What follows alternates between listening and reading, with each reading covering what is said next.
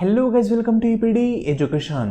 काहीच महाराष्ट्र सेट आणि NTUGC NET या दोन्ही एक्झाममधील पेपर फर्स्टसाठी आपण पाहत आहोत प्रॅक्टिस बेस MCQज सिरीज. या सिरीजमध्ये हायर एज्युकेशन सिस्टीम या संदर्भात मिक्स MCQज आपण पाहत आहोत. याआधी या संदर्भात पार्ट फर्स्ट मी अपडेट केलेला आहे. आजचा आपला पार्ट सेकंड आहे. फ्रेंड, पार्ट सेकंडमध्ये देखील खूप सारे महत्त्वाचे क्वेश्चन आपण कव्हर करणार आहोत. हे सर्व क्वेश्चन पाहण्यापूर्वी एक छोटीशी इन्फॉर्मेशन.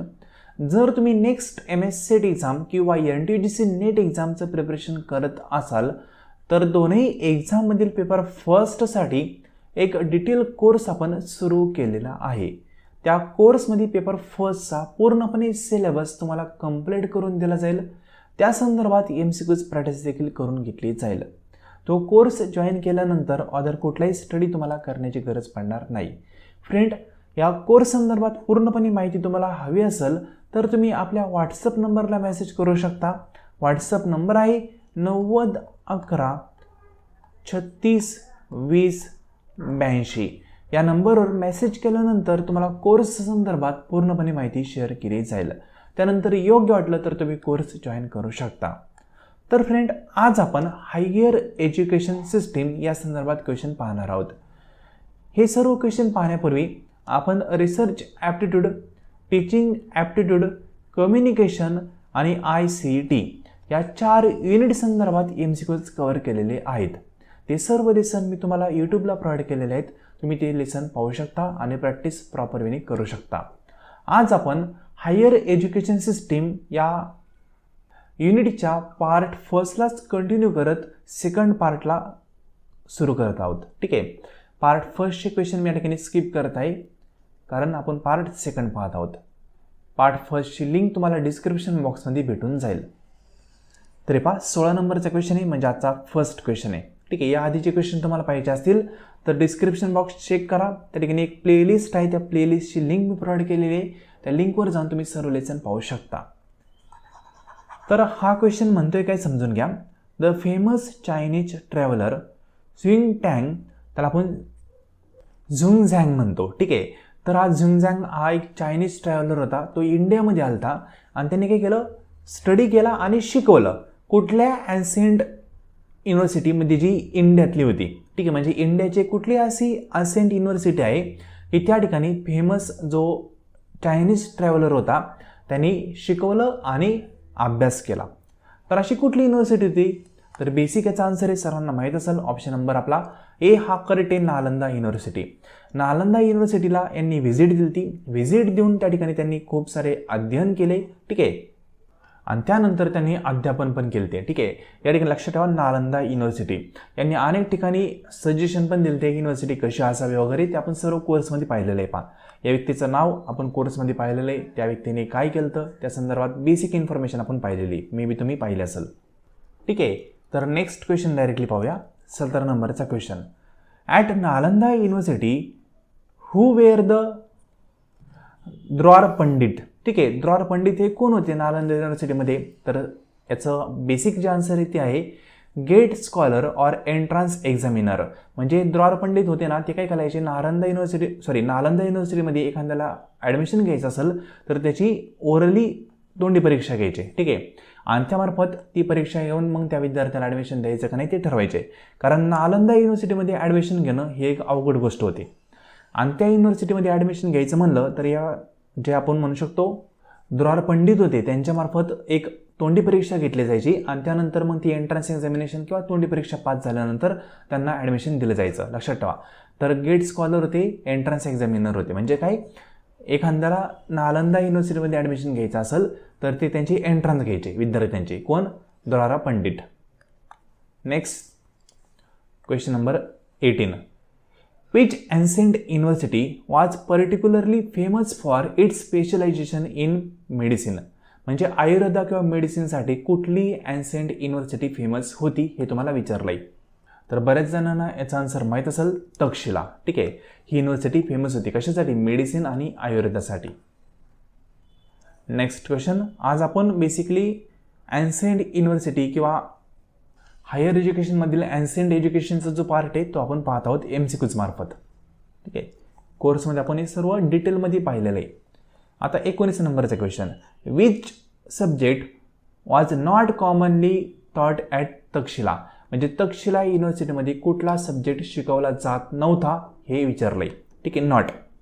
तर मेडिसिन शिकवलं जायचं, मिलिटरी सायन्स शिकवलं जायचं, ॲस्ट्रॉनॉमी शिकवलं जायचं, इंजिनिअरिंग नव्हतं शिकवलं जात. मग ऑप्शन नंबर कुठला, डी हा या ठिकाणी करेक्ट येईल. तक्षशिला युनिव्हर्सिटीचा इंजिनिअरिंगशी काही जास्त संबंध नाही आहे. नेक्स्ट आहे क्वेश्चन नंबर 20. ठीक आहे, 20मध्ये काय म्हणले पहा, Vikramshila university was establish by which ruler, म्हणजे असे कोणते शासक होते ज्यांनी विक्रमशिला युनिव्हर्सिटी इस्टॅब्लिशमेंट केली ती.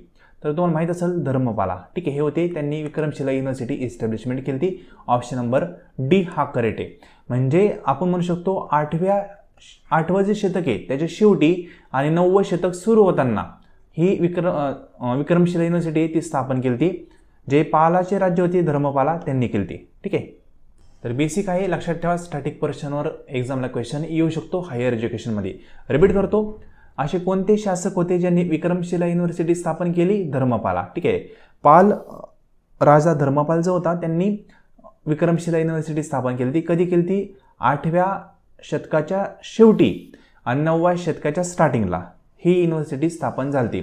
आणि धर्मपाल जे होते ते कशाचे अभ्यासक होते किंवा रक्षक होते हे लक्षात ठेवा. हे बौद्ध धर्माचे रक्षक होते धर्मपाल. ठीक आहे, हे लक्षात ठेवा, बौद्ध धर्म. ते पण विचारू शकतात. नेक्स्ट आहे question number 21. Right to privacy as a fundamental right is implied in, म्हणजे आपला जो राईट आहे प्रायव्हसीचा. ठीक आहे, आपण फंडामेंटल राईट आपले माहिती सर्व आपण पाहिलेले आहेत कोर्समध्ये. तर त्यातला प्रायव्हसीचा राईट आहे तो तुम्हाला कुठला अधिकार देतो, म्हणजे प्रायव्हसी, राईट टू प्रायव्हसी म्हणतो, यामार्फत तुम्हाला कुठला अधिकार भेटतो. तर राईट टू फ्रीडम, फ्रीडमचा नाही भेटत. नंतर option number B, right to life and personal liberty, yes, याचा तुम्हाला अधिकार भेटतो राईट टू प्रायव्हसी मार्फत. म्हणजे तुम्हाला जीवन पूर्णपणे तुमच्या हेतूने जगण्याचा या ठिकाणी अधिकार भेटतो आणि वैयक्तिक स्वातंत्र्य आयुष्य जगण्याचा अधिकार भेटतो. ठीक आहे, मग राईट टू प्रायव्हसी मार्फत हा ऑप्शन बी करेक्ट येईल. आता ॲक्च्युली अशा प्रकारचे क्वेश्चन विचारत नाही, पण याआधी हा क्वेश्चन येऊन गेलेला आहे म्हणून आपण ॲड केला आहे. लक्षात ठेवा, राईट टू प्रायव्हसी हा ऑप्शन नंबर बी सी निगडित आहे. म्हणजे जीवनाचा आणि वैयक्तिक स्वातंत्र्याचा अधिकार यामार्फत भेटतो आपल्याला राईट टू प्रायव्हसी मार्फत. याला मराठीतून आपण म्हणू शकतो जीवनाचा किंवा वैयक्तिक स्वातंत्र्याचा अधिकार. नेक्स्ट आहे question number 22. Which one of the following council has been disable in 2013, म्हणजे 2013मध्ये कुठली काउन्सिल डिसेबल केली म्हणजेच बंद केली हे तुम्हाला विचारलं आहे. तर याचं राईट आन्सर आहे option number A, distance education council. ठीक आहे, याबद्दल इन्फॉर्मेशन आपण पाहिलेली आहे पहा. तर डिस्टन्स एज्युकेशन काउन्सिल हे बरखास्त करून डिस्टन्स एज्युकेशन ब्युरो ओपन केले होते त्यावेळेस. ऑप्शन नंबर ए हा करेक्ट आहे. डिस्टन्स एज्युकेशन काउन्सिल हे 2013ला डिसेबल झाले. नेक्स्ट आहे question number 23. Which of the following statement are correct about the national assessment and accreditation council, म्हणजे त्यांनी जे नॅक आहे त्याबद्दल कुठलं स्टेटमेंट करेक्ट आहे हे तुम्हाला विचारलं आहे. सिम्पल. तर ऑप्शन फर्स्ट आहे, it is an autonomous institution. Autonomous आहे का नॅक? तर यस, सर्वांना माहिती आहे ऑटोनॉमस आहे, ते त्यांच्या रूल रेग्युलेशन पूर्ण ते तयार करतात. ठीक आहे. नंतर option B, it is a task with responsibility of assessing and accrediting institution of higher education. Yes, higher एज्युकेशनचे इन्स्टिट्यूट आहेत त्यांना ॲक्रेडिट करणं, त्यांची गुणवत्ता तपासणं हे नॅकचं काम आहे. हे पण करेक्ट आहे, काही चुकीचं नाही आहे. म्हणजे फर्स्ट पण आहे, सेकंड पण आहे. तर मला करेक्ट कुठले ते विचारलं आहे, हे दोन तर करेक्ट आहे. नंतर 3, it is located in Delhi, नाही. नंतर इट हॅज रिजनल ऑफिसेस, नाही. म्हणजे 2च ऑप्शन करेक्ट आहे. ऑप्शन नंबर आपला बी या ठिकाणी करेक्ट येईल. हे दिल्लीला लोकेटेड नाही आहे आणि त्याचे रिजनल ऑफिस पण नाही आहेत. ऑप्शन नंबर काय, बी हा करेक्ट येईल. नेक्स्ट आहे question number 24. Which of the following is not a measure of human development index. ठीक आहे, HDI या अंडर अनेक इंडेक्स दर्शवलेले आहेत, त्यातला कुठला इंडेक्स यामध्ये नाही आहे ते तुम्हाला विचारलं आहे. म्हणजे ह्युमन डेव्हलपमेंट इंडेक्स जे आहे त्याच्या अंडर कुठला पॉईंट येणार नाही ते विचारलं आहे. तर लिटरसी रेट येतो, ग्रॉस एनरोलमेंट येतो, सेक्स रेशो हा येत नाही त्यामध्ये, आणि लाईफ एक्सपेक्टन्सी रेशो येतो. ठीक आहे, लिटरसी येणारच ना, म्हणजे किती साक्षरता झाली हे त्यामध्ये येऊन जातं. जेवढी साक्षरता वाढेल तेवढे लोक विकसित झाले असा अर्थ होतो. ग्रॉस एनरोलमेंट म्हणजेच काय, हायर एज्युकेशन पहिलीपासून तर हायर एज्युकेशनमध्ये किती विद्यार्थी ॲडमिशन घेत आहेत, म्हणजे पहिलीला फॉर एक्झाम्पल 100 विद्यार्थ्यांनी घेतले, मग हायर एज्युकेशनपर्यंत 10च पोचले, तर हा रेशो किती आहे ते पाहिलं जातं. मग जेवढे जास्त हायर एज्युकेशनपर्यंत पोहोचतील तेवढे डेव्हलपमेंट जास्त होती असा अर्थ असतो. ठीक आहे, म्हणजे हा पण ह्युमन डेव्हलपमेंट इंडेक्सचा पार्ट आहे. लाईफ एक्सपेक्टन्सी, जेवढं आयुष्य मनुष्याचा जास्त असेल तेवढं डेव्हलपमेंट होती असा अर्थ होतो. म्हणजे हे पण या ठिकाणी डेव्हलपमेंट इंडेक्समध्ये येतं, फक्त सेक्स रेशो येत नाही. म्हणून ऑप्शन काय, सी हा करेक्ट आहे, कारण त्यांनी नॉट आलो विचारलं आहे. ठीक आहे, लक्ष द्यायचं, नॉट. एकदम मी बेसिक सांगतोय, कुठलाही आपण क्वेश्चन डीपमध्ये पाहत नाही, एकदम शॉर्ट वेमध्ये पाहतोय, कारण कोर्समध्ये आपण डीपमध्ये डेमो पेपर सोडून घेणारच आहोत. ठीक आहे, तुम्हाला त्या ठिकाणी previous year plus expected MCQs मी प्रोव्हाइड केलेले आहेत. हे आपलं एक फक्त एक्स्ट्रा प्रॅक्टिस म्हणून आपलं चाललेलं आहे. Next question number 25. Which of the following organisation look after the quality of technical and management education in India? ठीक आहे, म्हणजे बेसिक क्वेश्चन आहे पहा. आपण म्हणू शकतो की टेक्निकल आणि मॅनेजमेंट एज्युकेशन जे आहे त्या संदर्भातली क्वालिटी किंवा गुणवत्ता तपासण्याचं काम किंवा ते कंट्रोल करण्याचं काम कुठल्या बॉडीमार्फत केलं जातं? तर सर्वांना माहीत असेल, ऑप्शन नंबर सी करेक्ट आहे, AICTE, म्हणजे all India council for technical education. ठीक आहे, AICTE मार्फत हे सर्व गोष्टी हँडल केल्या जातात. तुम्ही पाहिलं असेल पहा, AICTEचा कारभार आहे ना, तो एकदम टापटीप असतो, सिस्टमॅटिक वेने असतो. ठीक आहे, म्हणजे जे पण मॅनेजमेंट एज्युकेशन आहेत, जे पण म्हणू शकतो मोठे मोठे BBAचे MBAचे कॉलेज आहेत, ते आता या अंडर यायला लागलेले आहेत. मग यांच्यामार्फत सर्व गोष्टी प्रॉपर वेने हँडल केल्या जातात. ठीक आहे, मग म्हणू शकतो की क्वालिटी जी आहे ना, ती क्वालिटी यामध्ये आहे पहा, AICTEमध्ये, म्हणजे यांच्यामार्फत ते कंट्रोल केलं जातं म्हणून. तर लक्षात ठेवा, फुल फॉर्म लक्षात ठेवा, फुल फॉर्मनी पण तुम्हाला उत्तर येऊन जातं. ऑल, ठीक आहे, India council for technical education असा फुल फॉर्म आहे. इथं काय म्हणलं आहे, टेक्निकल एज्युकेशन, इथं पण म्हणलं पहा टेक्निकल, म्हणजे लिंक लागून जाते. तुम्हाला जर फुल फॉर्म जरी माहीत असेल ना, तर तुम्ही आन्सर इझी वेने सांगू शकता. ऑप्शन सी करेक्ट आहे. नेक्स्ट आहे question number 26. India's first defence university is in state of, म्हणजे इंडियातली फर्स्ट डिफेन्स युनिव्हर्सिटी कुठल्या स्टेटमध्ये होती हे तुम्हाला विचारलं आहे. तर सर्वांना माहीत असेल ही युनिव्हर्सिटी कुठे आहे, हरियाणाला आहे. ऑप्शन नंबर काय आहे, ए हा करेक्ट आहे. Next question number 27. Most of the university in India, म्हणजे इंडियामध्ये ज्या पण युनिव्हर्सिटी आहेत त्या युनिव्हर्सिटीबाबत खालीलपैकी कुठलं स्टेटमेंट हे कॉमन आहे, ते की सर्व युनिव्हर्सिटीला अप्लाय होऊ शकतं हे तुम्हाला विचारलं आहे. ऑप्शन फर्स्ट काय म्हणते बा, conduct teaching and research only, म्हणजे इंडियातल्या सर्व युनिव्हर्सिटी जवळपास फक्त टीचिंग अँड रिसर्चच करतात का? नाही, बऱ्याच ॲक्टिव्हिटी करतात, हे नाही करत. ऑप्शन नंबर बी काय म्हणते पहा, affiliate college and conduct examination, हे पण प्रॉपर येणार नाही, मोस्ट अप्रोप्रिएट नाही आहे पहा. नंतर option number C, conduct teaching research and examination. Yes, university म्हणलं त्यांचं महत्त्वाचं काम काय आहे, टीचिंग प्रॉपर वेने झाला पाहिजे, रिसर्च पण झाला पाहिजे. युनिव्हर्सिटी म्हणलं तुमचं पेट वगैरे त्या गोष्टी चालल्या पाहिजे. ठीक आहे, आणि प्रॉपर वेने एक्झामिनेशन पण घेतली पाहिजे. ह्या 3 गोष्टी महत्त्वाच्या असतात कुठल्याही युनिव्हर्सिटीला. म्हणून या ठिकाणी ऑप्शन नंबर सी हा मोस्ट अप्रोप्रिएट आहे पहा. इथं फक्त काय म्हणलं आहे, कॉलेज अफिलेट करायचे, एक्झाम घ्यायचे, इतकंच काम आहे का? नाही, इथं तर ओनली म्हणलं म्हणजे हा विषय संपला. कारण ओनली, ऑलवेज हे शब्द आले का त्या ठिकाणी आपण समजून जायचं काही ना काही घोळ आहे. ठीक आहे, तर हे ऑप्शन आपण तिथंच सोडलं, इथं पण सोडलं. हे ऑप्शन आपल्याला जास्त ॲप्रोप्रिएट वाटतंय. बाकी प्रमोट रिसर्च ओनली आला पहा, म्हणजे सोडून द्या. मग एकच ऑप्शन राहतो, ऑप्शन नंबर सी. सिम्पल. इंडियातल्या जास्तीत जास्त युनिव्हर्सिटी काय करतायत, टीचिंग करण्यावर भर देत आहेत, रिसर्च करण्यावर भर देत आहेत आणि एक्झामिनेशन प्रॉपरली कंडक्ट करण्यावर भर देत आहेत. Next question number 28. Which statement is not correct about the national education day of India? ठीक आहे, म्हणजे नॅशनल एज्युकेशन डे आहे इंडियातला, त्या संदर्भात कुठलं स्टेटमेंट करेक्ट नाही आहे हे तुम्हाला विचारलं आहे. तर first step, it is celebrate on 5th September of every year. याला आपण रॉंग करून टाकू, कारण करेक्ट नाही विचारलं आहे, करेक्ट नाही वालं फर्स्टच आहे. कधी सेलिब्रेट केला जातो? 11 नोव्हेंबरला सेलिब्रेट केला जातो, ना की 5 सप्टेंबरला. 5 सप्टेंबरला शिक्षक दिन आहे, ते सोडून द्या. मी तुम्हाला काय विचारलं आहे? नॅशनल एज्युकेशन डे विचारला आहे. हा 11 नोव्हेंबरला असतो, नॅशनल एज्युकेशन डे. सिम्पल. या ठिकाणी ऑप्शन नंबर आहे ना फर्स्ट चुकीचा आहे, कारण इथं म्हणले 5 सप्टेंबर आणि त्यांनी विचारलं चुकीचा कुठला आहे, तर आपल्याला भेटला आन्सर. हे म्हणजे ऑप्शन नंबर कुठला आहे? फर्स्ट टेक्निक करेक्ट येईल. सिम्पल. आता आणखी एक ट्रिक सांगतो बा. हे दोन्ही तर करेक्ट असणार आहे, या दोन्हीपैकी एकच चुकीचं असणार आहे, आपल्याला कन्फर्म होऊन जातं. म्हणजे तुक्का जरी मारायचं म्हणलं ना तुम्हाला, तर तुम्ही ए किंवा बीवरच तुक्का मारला पाहिजे. का माहिती आहे का? कारण ही एक तर ही डेट करेक्ट असेल किंवा ही असेल. दोन्ही स्टेटमेंट सेमच आहेत पा, पण डेट वेगळ्या दिलेल्या आहेत. मग इतकं तर कळतं ना, हा डे बरोबर ना, हा कुठल्या तरी एकाच डेटला असणार आहे. एक तर 5 सप्टेंबरला असेल किंवा 11 सप्टेंबरला असेल. मग तुम्ही तुक्का जरी मारला पाहिजे ना, तर ए किंवा बीलाच मारला पाहिजे. ठीक आहे. सी आणि डीचा त्या ठिकाणी संबंध येणार नाही, ते करेक्टच असणार आहे, हे तुम्ही अजून करायचं. म्हणजे बेसिक आहे पा, लॉजिकली थोडं अभ्यास करून तुम्ही उत्तर दिलं तर उत्तर येऊ शकतं प्रॉपर. ठीक आहे. म्हणजे अनेकांनी या ठिकाणी डी तुक्का मारला असेल तर मग ते चुकीचं आहे. तुम्ही ए किंवा बी तुक्का मारला तर समजू शकतो, कारण दोन्ही पण स्टेटमेंट करेक्ट आहे. फक्त त्या ठिकाणी करेक्ट म्हणण्यापेक्षा सेम आहेत, फक्त डेट वेगळे आहेत. मग डे म्हणलं एकाच दिवशी पाहिजे, हे लक्षात ठेवायचं.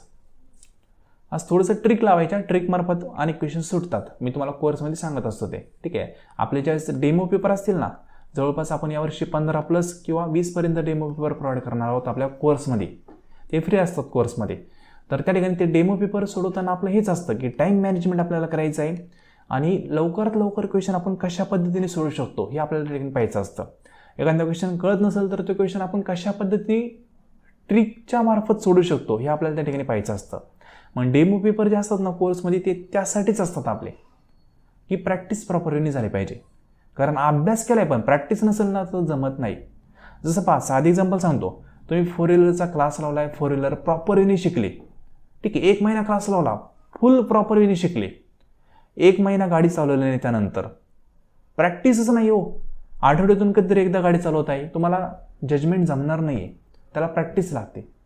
ठीक आहे. फ्रिक्वेंटली प्रॅक्टिस केली तर आपल्याला प्रॉपर वेने गोष्टी जमतात, नाही तर जमत नाही. सिम्पल. तर ठीक आहे. Question number 29. Which of the following is more interactive and student centric? म्हणजे 4 ऑप्शन आहे, कुठला स्टुडंटसाठी चांगला ऑप्शन आहे तुम्हाला विचारलंय. स्टुडंट सेंट्रिक म्हणजे काय? जास्त आपण स्टुडंटचा त्या ठिकाणी विचार करणार आहोत. आणि इंटरॅक्टिव्ह म्हणजे काय? फीडबॅक त्या ठिकाणी येतोय. सिम्पल ना, टीचर काहीतरी बोलणार, स्टुडंट मार्फत आपल्याला रिप्लाय पण भेटतोय, असं इंटरॅक्टिव्ह म्हणतो आपण त्याला. तर सेमिनार इंटरॅक्टिव्ह जास्त नसतं, स्टुडंट सेंट्रिक नसतं. तुम्ही कॉलेज लाईफमध्ये सेमिनार अटेंड केले असतील बा. कुठलं सेमिनार तुम्ही खूप इच्छेने अटेंड केलं? कुठलंच नाही. एक सर्टिफिकेट आपल्याला भेटणार आहे म्हणून तुम्ही अटेंड केलेलं आहे, बरोबर ना. म्हणजे 99% विद्यार्थी अशा असतील की त्यांनी बळच सेमिनार अटेंड केलेला आहे. स्टुडंट सेंट्रिक थोडी, म्हणून सोडून द्या. ऑप्शन नंबर बी, वर्कशॉप. कुठलं वर्कशॉप तुम्ही खूप इंटरेस्टेड वेने अटेंड करता? नाही करत. काहीतरी पर्पज असतो, थोडाफार हेतू असतो म्हणून ते अटेंड करतात. म्हणजे पण जास्त काही स्टुडंट सेंट्रिक नाही आहे बरं का, पण जास्त नाही, सोडून द्या. लेक्चरला पण आपल्याला जेवरच येतं. ठीक आहे. आवडीचं असेल ठीक आहे, पण आवडीचं नसेल तर बोर होऊन जातं. स्टुडंट सेंट्रिक नाही आहे.